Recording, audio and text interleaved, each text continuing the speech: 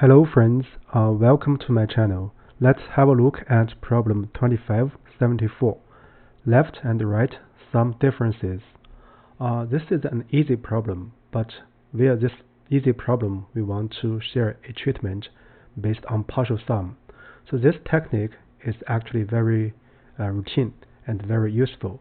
So in CS, or sometimes related to string, so we also call it prefix sum and suffix sum. So first I'll read through the problem statement, and then we will digest the problem and look at the analysis, and finally we share the code and explain in between. First, let's look at the problem statement.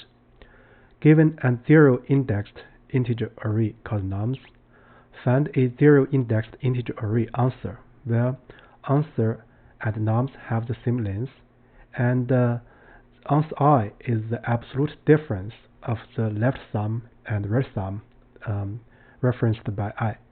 So here, left sum I is the sum of elements to the left of index I. So similarly, you can interpret the right sum I. So we need to return the array answer. So here are two examples. So example 2 is very special because it contains only one element. So this element, there's nothing in the left or right, so the output is a length 1 array with element 0. But you can interpret the first example. Let's look at this 1 here. So 1 corresponding to the element 4. So to the left of 4, the sum is 10, and to the right of 4, the sum is 11. So the difference is 1 in absolute value, so we get 1 here. So similarly, you can interpret the other 3 outputs in the list. So the constraints for this problem are the following. First, the length of this nums list is in between 1 and 1000, not very large, and the elements in the list is bounded in between 1 and 10 to the power 5. So with that said, let's look at the analysis. So here we are going to treat this problem by using partial sum. So we can do partial sum from the beginning to the end, and also from the end to the beginning, which corresponds to prefix sum and suffix sum respectively. So let's look at the example 1. So this is the list in example 1. We have 10, 4, 8, and 3. So at index 0, so we get a 10. So the left sum is 0, and the right sum is 4 plus 8 plus 3 is 15, right? So for the first index, so we know to the left, so the sum is 10, and to the right, the sum is 11. So similarly, you can look at 8. To the left, the sum is 14, and to the right, the sum is 3. So when we look at 3, so to the left, we have 10 plus 4 plus 8, that is 22. And to the right, because this is the end, so we have a 0. So then we do the difference of the left and the right for corresponding elements, and then we get the return. The return is 15, 1, 11, and 12. So here, basically, in order to do this problem, we plan to first get the left partial sum and the right partial sum, and then we do the difference using list comprehension.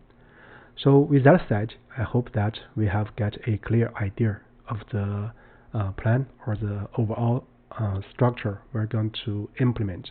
So next, let's look at the coding. So for the coding, I'm going to write with some redundancy, meaning to better demonstrate the process. So first, I'm going to get the length. So this is nums. So notice that this n is greater than or equal to 1 due to the constraint. And then we are going to initialize left or right, the two lists. So here I'm going to use 0, then length is n, right? Similarly for the second one. And then we're going to use 2 for loops to get or set the left and the right partial sum. So notice that left I means partial sum before index I, right? So similarly for right index is partial sum after index I, not including. So for this, I'm going to first set the left, so for I in range. So we can start from index 1, because for index 0, it's already 0. And then the left I is nothing but left I minus 1. then plus nums I minus 1. So here we are using nums I minus 1 because it's before index I, right? So this sets the left partial sum. Similarly, for the right sum, we're going to do for I in range. So we are going to start from n minus 2, right? Then negative 1, negative 1. So here, this is the ending index, because the range is end before this ending index, so it ends at 0. So what we get is right index I is going to be right I plus 1. Then plus nums at I plus 1. Again, here we are using I plus 1 because right I means partial sum after index I. So after this two for loops, we have set down the left and the right, and then we're going to prepare the return. So the return, actually we can do it using list comprehension. So we can do the difference for AB in zip the two, right, left, right. So here, if you zip left or right left, the same, because here we are computing absolute values. So with that said, so this piece of code forms a solution to this specific problem. So before we make any comment, let's do a test. Yeah, it passes the first example. Now let's test a special case, that is, if the length is 1. So we're going to get 0 anyhow. Yeah. So now let's look at the generic case. Yeah, it passes all the generic cases.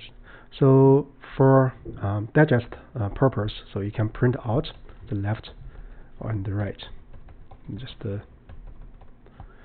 to have some feeling. So left and right is 0. Let's look at this one, right?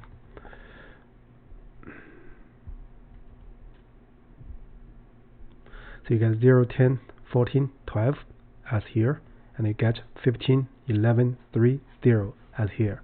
So you get this return. So with that said, I guess that's about it for this video. So you are welcome to check out other videos in my channel or explore the use cases for partial sums, or also known as prefix sum or suffix sum, for some other Leetcode problems.